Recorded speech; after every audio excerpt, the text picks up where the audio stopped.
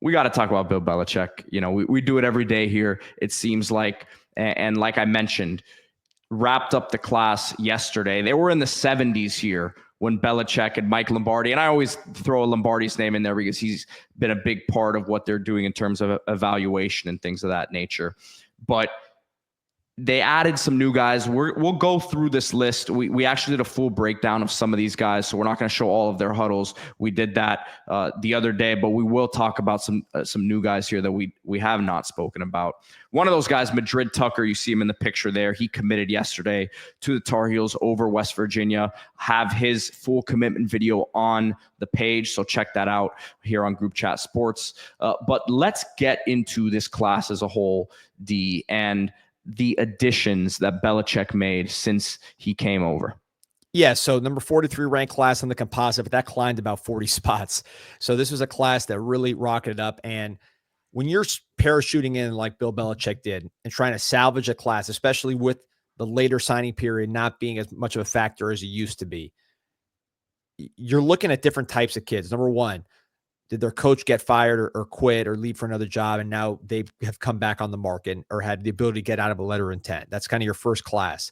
You're also looking at late bloomers that maybe, other teams were filled up in their area when these kids really started coming on, but you watch their senior film and it looks appreciably different than what they did as juniors. You see guys like that all the time, especially when you look at NFL guys that were sleepers in high school. A lot of times that's what happened. Their senior years when they really blew up and other teams were full. So you look for guys like that. Then you look for guys with unique backgrounds like Madrid here as far as being a baseball player. We've talked about the lacrosse players.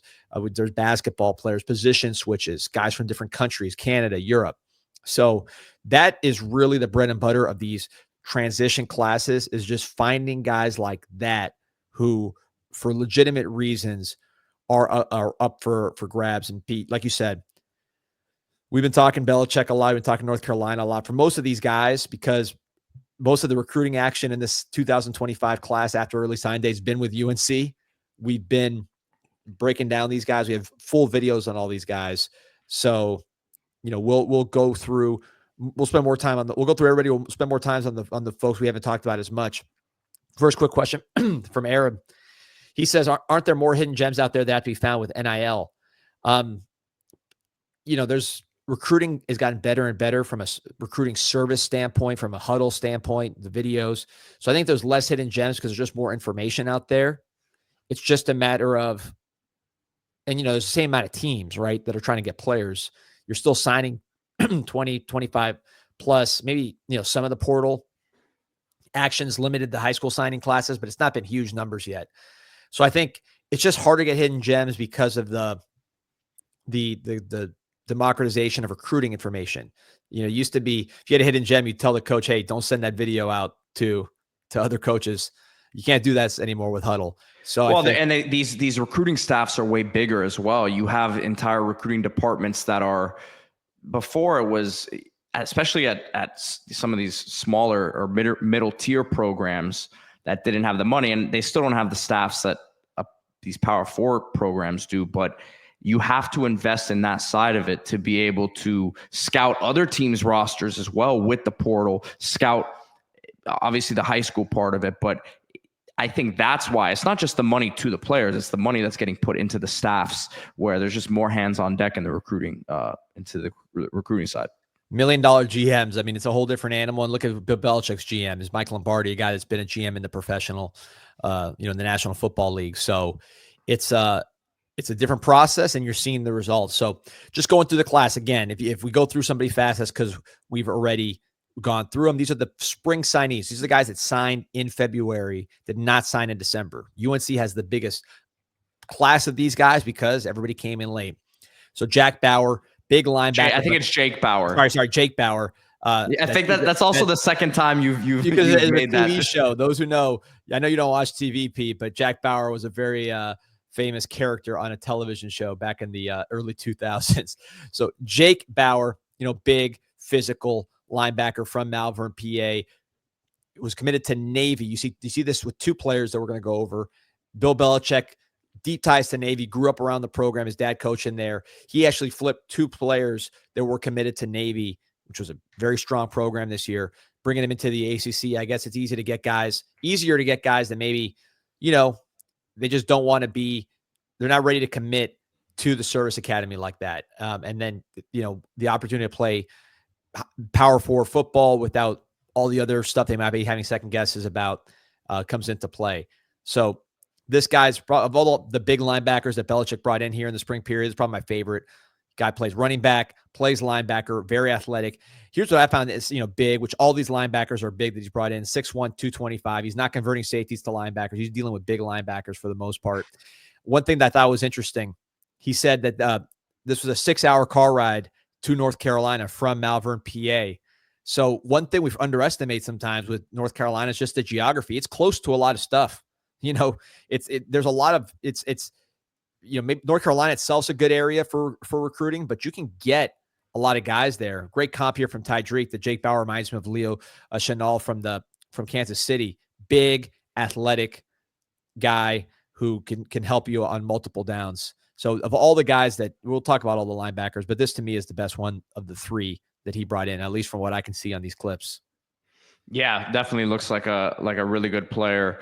The next one we'll talk about here, a Florida boy from Lakeland, Florida, Shanard Clow. And you talk about adding speed to the roster. This guy certainly does that for you.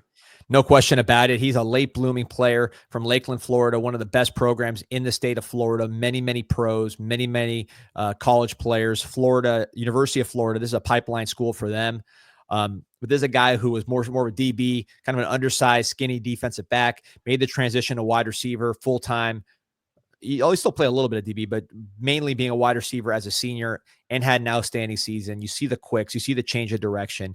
Needs some weight, only 165 pounds. But this guy had a lot of late momentum. UCF, which is the closest major school to Lakeland, which is right there in Central Florida.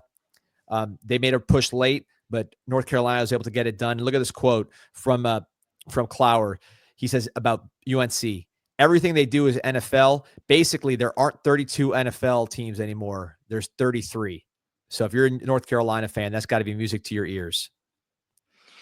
Now, I wanted to skip ahead here to Madrid Tucker. He was down in our list a little bit, but the guy who committed yesterday out of Fort Myers, Florida. And the reason I wanted to play him directly after Clow was because they're similar players in terms of the speed that they bring to the table and the positions they're playing. I saw some North Carolina fans saying before he committed yesterday, man, does Clow scare him away because he's a similar type of player?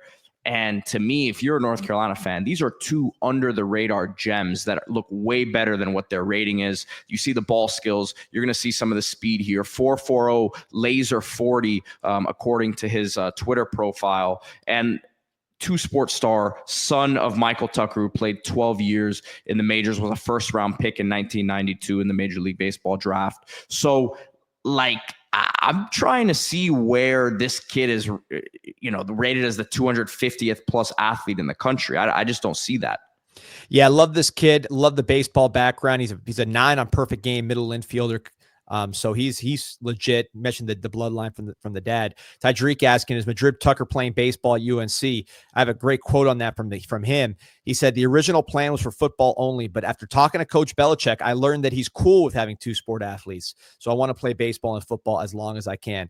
I thought that's interesting. We did a whole video on what Belichick's doing with lacrosse, but now also accepting baseball, football players, which I think is a smart move. These guys are great athletes, great competitors. You see the physicality there for a skinny guy who is a baseball player. There's no contact in baseball like that. So the fact that he has the physicalities without the weight necessarily is a good sign. One thing I want to point out, and again, this is not a comp, guys. This is not a comp. It's just something I wanted to just point out to those of you who aren't familiar with the state of Florida. He's from Fort Myers, Florida. You know who else is from Fort Myers, Florida? Deion Sanders, probably the most famous baseball, football athlete of all time. So, again, I'm not saying he's Deion. That's not what I'm saying. I am just pointing out with the two-sport thing, he is from Fort Myers, Florida, on the west coast of Florida. But you see that I'm not going to even acknowledge the comment, but you see him coming downhill there as a safety in the physicality, and then gets the ball in a multitude of ways. But I mean, like I said, the willingness for him to get downhill and tackle shows me a lot. Yeah, no, and he's competing year round, right? It's not like he plays football and takes a break, right? He plays football and he's playing baseball. This guy's used to waking up, working hard, competing. He knows what it takes to be a major league player. I mean, how about this? We look at it. We're going to see Major League Dad in the Super Bowl here, right? With Mahomes. Again, it's just about the work ethic, seeing what it takes to be that caliber of player. I think all that stuff helps with both him and Clow. I think it's the weight. These guys, both these Florida guys, they just need to put on some pounds, but that's not uncommon with Florida athletes, Pete. We've seen it a million times. Probably one thing that's unique about Florida athletes compared to Texas, compared to like New Jersey, Ohio, places like that, even Georgia, they're just skinnier coming out. So add weight on them, they get even better. And it's funny because I was, we have the video of his commitment up yesterday, and during these commitment ceremonies, the high school coaches are, they always say a little backstory about the guy and all that. And part of what his coach said, Madrid Tucker's coach, was that his growth plates still have room, so he's still growing. So he actually mentioned that in his little speech before he made his announcement. So I did find that interesting, that this is a guy, baby face, again, father played in the majors. So this is a guy with some growth potential still. No question. So, PM, I'm going to roll through some of the guys we talked about before, and then we'll get to the next video. Tyler Hauser. Again, these are guys we have videos with in the past. Another big linebacker out of Sparta, New Jersey, New York City area. Wake Forest commit, who then flipped to North Carolina. He had already signed his letter of intent, flips to North Carolina after not just committing, but signing with Wake Forest. When your coach leaves and Dave Clawson retired, that frees you up. So, they took advantage of that, landing not only Tyler Hauser, a big linebacker, but also Nico Maggio, a productive defensive tackle from Buford, Georgia, which is a powerhouse in the Georgia area.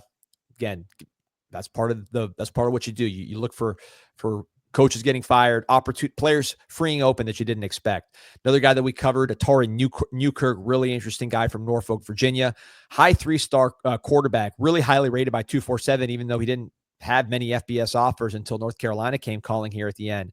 247, I believe it was Hudson Standish, who does a great job. I heard him on a podcast. He saw Newkirk at a camp and really was impressed with him, the lefty thrower, and put a high grade on him, even though he only had FCS interest at the time. But Newkirk had a growth spurt, grew to 6'3", and had a just unbelievable close to his high school career. In the last 2 years, he was Offensive Player of the Year, back-to-back undefeated seasons, back-to-back state championships in Virginia, 8,838 yards, 114 touchdowns, 72.5% completion percentage. So the growth spurt, the insane production, the camp performance, the nice lefty arm, Newkirk, a rising player. Some other guys, again, I'm just going to go through the guys we've already talked about. Lance Pascal, linebacker, big linebacker from Aquinas. You see the theme here with these big linebackers. St. Thomas Aquinas in South Florida, one of the best, if not the best programs for producing NFL players in the country right now. So there's so many talented players there. A lot of them slip through the cracks. Even guys that are part-time players get Division I, Power 4 even offers. So there's a 6'1", 225-pounder. 35 tackles, 3 tackles for loss, 2 sacks. Again, those numbers don't blow you away, but that's because St. Thomas Aquinas is basically a college team, produces more pros than any school in America. So getting a pedigreed big player there. We talked about Kamarian Thomas, the defensive lineman from Brooklyn. Big, athletic, 6'3", 280 pounds. Had a nice senior year, late bloomer. Signed with UNC without even visiting, which you see for a lot of these guys.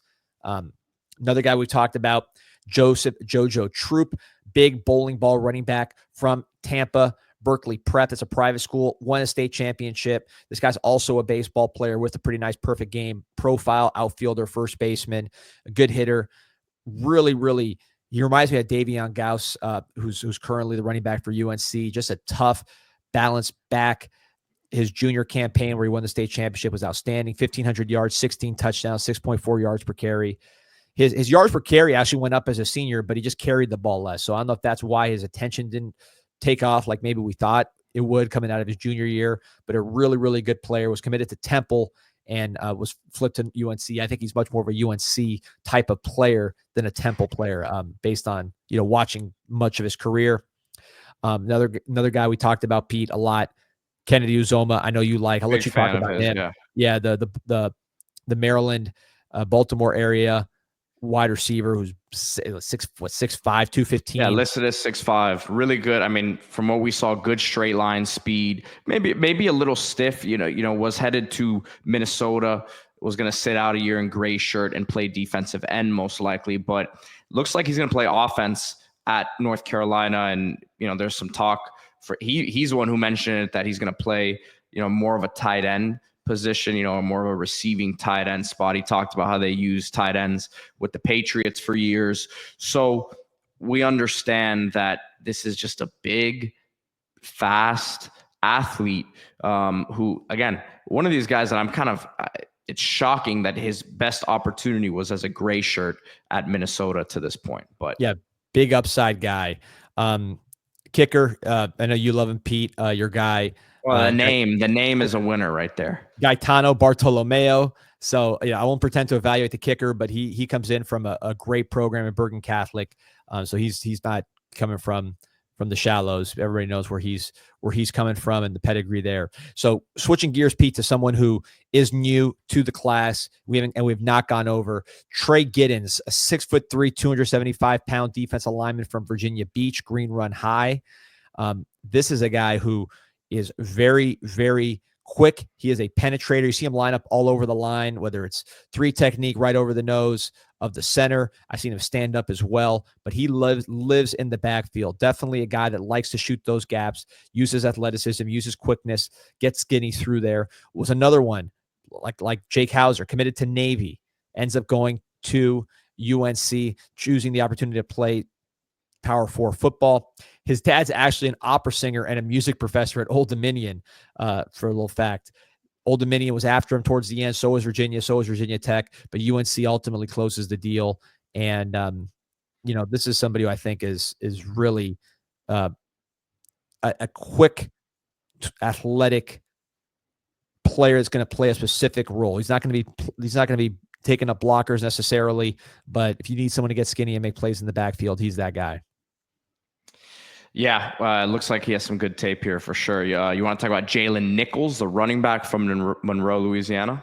Yeah, unranked back. Another guy that kind of blossomed as a senior here. Skinny, not, maybe this, just trying to think of why he was able to slip through the cracks. Kind of a narrow-shouldered guy, but look at the spin move. Watching these highlights, man, this guy has that spin button on the video game pressed quite a bit. He's got the great quickness. He has some speed to break through. And Louisiana is a hotbed. You see running backs come out of this area all the time and have tremendous success. Monroe, Louisiana, I think of AJ Allen, who's now at FIU. I think he's going to be one of the better running backs in G5 this year. 1,400 yards as a senior, 6.5 yards per carry, 24 touchdowns. He was really excited about the offer. Look at this quote. It did not sink in until 30 minutes after the interview, meaning talking to the coaches, that I was just like, man, I was on an interview with Bill Belichick. It's wild. So great to see a kid like this from Louisiana. Probably never thought he'd be talking to Bill Belichick about playing college football. He looked like he was headed to the FCS. It's cool to me too that he approached it as an interview, right? You don't really hear a kid talk about it like that, but he approached that meeting, that conversation as a job interview, which these guys a lot of times don't realize that's essentially what these conversations are, and that's impressive. 100%. This is the cool thing about these late commits. These are guys you just don't expect. They don't expect to be doing what they're doing. But our guy Ty Dreeks got his favor, and I want to talk about him. Emmanuel Manny Nwaiwu. Pete, you're the expert. Not bad. That looks about right. So we'll see. Hopefully I didn't mess that up too bad. Nwaiwu.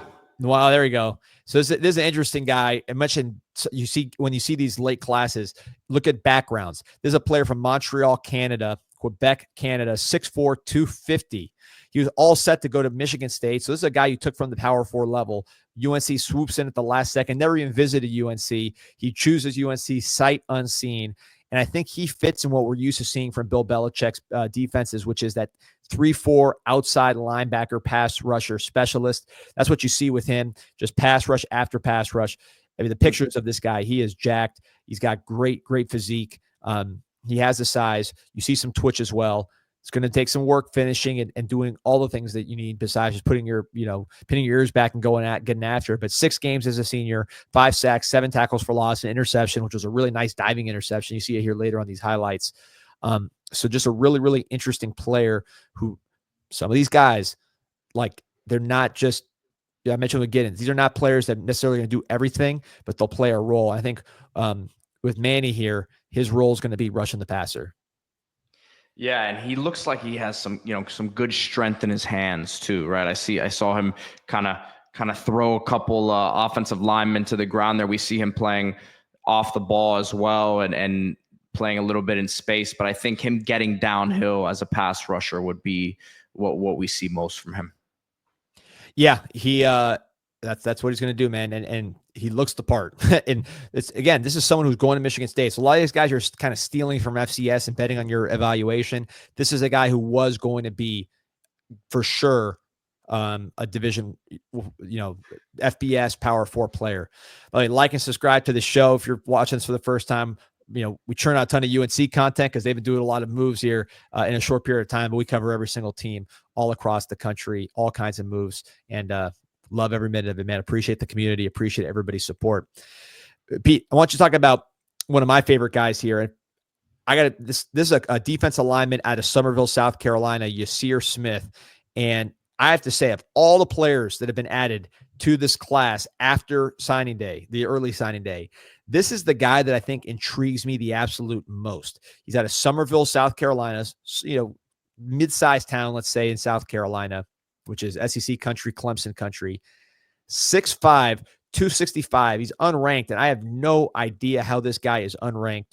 He is an absolute hidden gem from what I could see.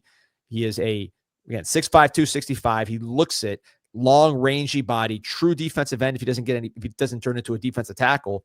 Plays tight end as well. Actually started his career as a tight end. So he's becoming, he's a late bloomer on the defensive side. You see his stance, he doesn't really have the stance that you can tell has been coached up a lot. It's just raw talent, again, coming from the offensive side of the ball, with so many great defensive linemen do. But look at the lower body, look at the movement, look at the pure size. This guy's brother, Yannick Smith, was a 4-star wide receiver in the class of 2024. Signed with East Carolina last year as a 4-star, which surprised some people, and ended up having a really, really nice freshman year. A lot of people speculated that his brother, Yannick, would leave East Carolina to the portal, ended up staying, but who knows what happens down the road? Who knows if there's still a spring portal. And who knows if UNC might make a move after getting his brother. But this guy was going to East Carolina. He was all set to go, and then UNC was able to swoop in, get him basically sight unseen, and just bringing him in without a visit. But 55 tackles, 20 for loss, 13 sacks, undefeated season until the state championship game. And he played tight end earlier. So that's why he's raw. His brother was a receiver. So, and a basketball player. So it's like a lot of things you've seen when you see these late blooming defensive linemen, a lot of those background things you see with this kid. But I just love the size and the raw talent that you see here. I think this is, if anyone's going to become an NFL player from this class, this is the guy that jumps out to me as someone who could develop if he puts in the work. Exciting times for North Carolina, man. This is, like we said, a lot of these guys aren't going to blow you away with their rankings, but the body types, the specs, the physicals, and then you get that with the coaching that you expect them to get there in the player development, which, we think should be really, really top of the line.